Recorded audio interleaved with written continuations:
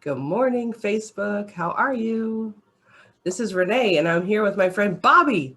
Bobbie the Awesome Maletesta is here with us today, and we're going to be talking about self-care, but not just any self-care. Bobbie's going to be talking to us about what doesn't work, because Bobbie has had a rough week, haven't you, Bobbie? And some people really haven't been treating her the way they should, talking about some boundary things.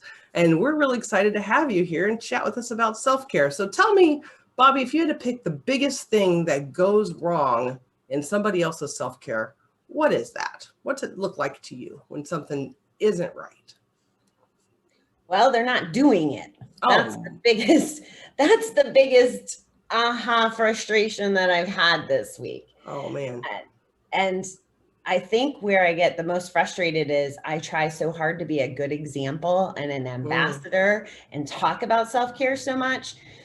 And I've noticed most women, especially women, I mean, I'm sure it applies to everyone, but they have this caretaker mentality, or they want to help. They want to help others. They want to help. And we've all heard the cliche about putting the oxygen mask on and taking care of ourselves. And what really showed up for me this week was I've tried to put my self-care, right? I've put my boundaries, and it's not for me to tell you or anybody else what they have to do. However, I'm seeing the consequences of them not doing it. And what my struggle was this week is, even though I practice pretty good self-care, boundaries, I go to my meetings, I go tanning, I do all the things.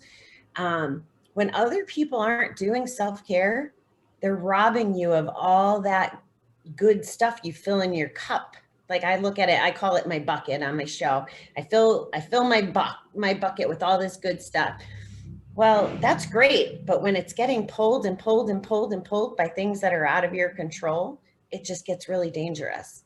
And I was having dangerous moments this week. So I think that's kind of why we picked this direction. That's right. So what does it look like? How can you tell if I'm not doing my self-care? What do I look like to you, or how do I step on you if I haven't taken care of me? How can you tell? Well, I think some things are obvious to me because of my addiction history. So if you're drinking, if you're moody, if you're either not sleeping or sleeping too much, and I know sleep is one of the things that's important to you, crying, the person impacting my life the most right now is a crier. She hangs up on me and gets mad even though I didn't do anything per se. So there's the feelings generating it, and they're not showing up in a happy, pleasant way. I mean, you and I are sitting here having conversation. We have smiles on our faces, we're good, right? People don't show up good when they're not taking care of themselves. That is so important, and people don't understand that you don't show up as your full self if you haven't cared for yourself. So if you haven't put in that sleep, if you haven't put in that nutrition, just the basics and taking care of you, you're not fully you. And then the relationships and everything else are hindered by that. So what are some other warning signs for people that maybe they think they know self-care, but they've sort of put it on the back burner? What do you notice in yourself when your self-care starts to fall and it's not working the way you want it to? Like you said, you saw warning signs this week. What are some of those warning signs that you're like, okay, I'm not doing all right with all this stuff going on around me? What does that look like? Well, for me, self-care is more than maybe the traditional of what people talk about. In my recovery, I've learned that it's relationships, it's honest conversations is self-care. That's one of the things that's been so detrimental in the situation that I'm in right now. So for me, up until the last 2 days, every single morning I was on the phone with my counselor, and I would go for a walk, right? So I was doing two things because time is limited. And I've been going to group and that kind of stuff, right? So I didn't talk to her the last 2 mornings. In the last 2 mornings, my symptoms of lack of self-care have been not being able to control my emotions, crying, getting frustrated easily, withdrawing. I mean, I told you I took the phone off the hook yesterday, and it's basically, it is self-care, but it's also withdrawing instead of processing my feelings and talking about them. And that's probably one of my biggest shifts coming out of treatment, was vulnerability and again, that honesty piece. So important, because if I'm not processing my feelings, I'm burying them in the bucket. So now I can't put the good self-care on top to take care of myself and feed my soul, but I'm also, it's weighing me down. It's weighing me down, and it's building up, whether I know it or can see it or not. It shows up in other ways. Right. My relationship this week with dessert, I have a pretty good relationship with dessert in the first place. I believe that we should eat dessert first. But I've literally been living on cookies, ice cream, another symptom, right? Like, I'm not eating my salad. I'm not making a nutritional shake. I'm not doing those things, which then in turns, I ate McDonald's for the first time in eons. The next day, I'm psychotic, have headaches, like all these little things. But until, this is the other part, you have to notice. You have to notice what's going on. That's right. I don't know that I've always had that ability. I would have never thought anything about it. It's just like, I'm having an off day, right? But what was the cause? What's the symptom now? What's the result? So I advocate for self-awareness as well.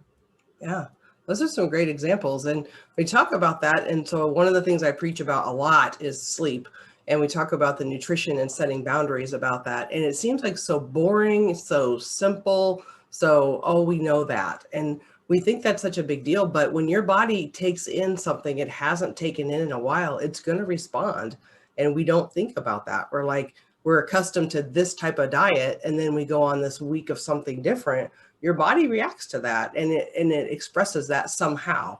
And so whether that's just not feeling well or bloated or gassy or something, or it's that emotional part, like you're saying, where you just can't control yourself and you don't feel good. So those are great examples.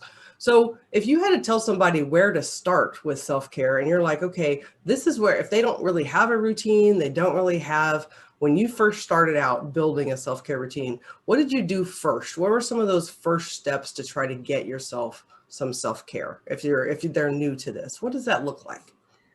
For me, it was a journey. So again, I have the luxury of we have group meetings, and we had a couple counselors that really made it a focus.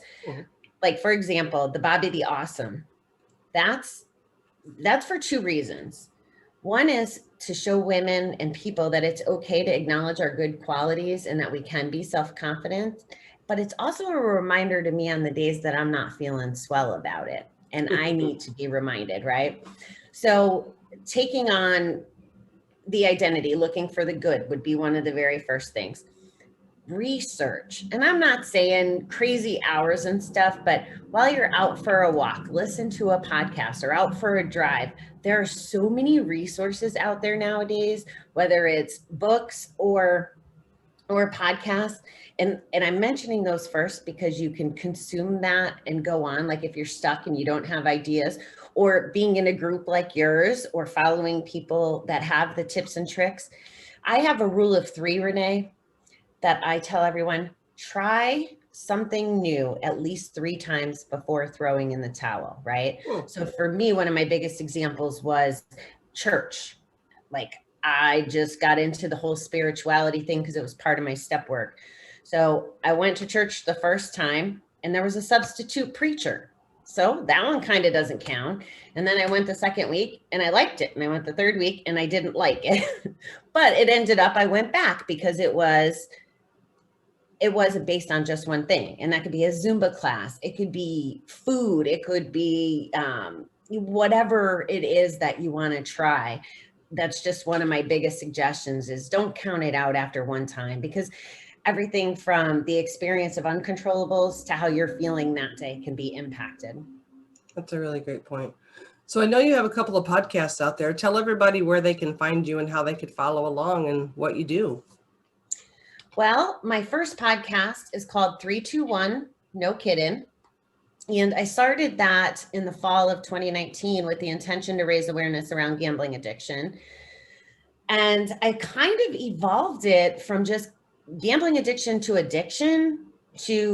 how to combat it, self-care, whether you're the addict or you're dealing with an addict or mental illness. So it's kind of growing because I'm seeing that it's all connected, whether it's a co-occurring disorder or not.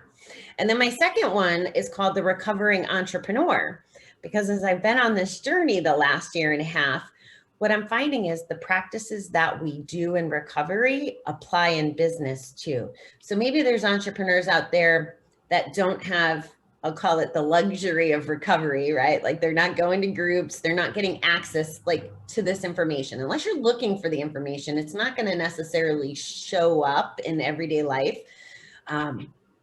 So what I'm finding is things like self-confidence, right? Not telling ourselves those stories in our head. I'm a loser. I can't do this, blah, blah, blah. So those are kind of the things that apply in business too. We get scared, the imposter syndrome, all those things.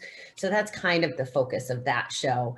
And then to let people know that, you know, we have the virtual assistant business, which thank you, you're a client of, a very wonderful client of. So that's kind of my two missions. My big mission is to raise awareness around gambling addiction, mental health, all the things with that. And the business components are helping me along the way to fund that. That's essentially the plan. That's fantastic. Thank you so much for coming today, Bobbie. It's been very nice to talk to you. I'm excited to introduce you to everybody in our group. In the comments below, I'll make sure to link some of her podcasts so you can find her and we can connect, and hopefully we'll see you back at our group again in the future. Thank you so much for coming. Thanks for having me. You bet. Bye-bye. Bye.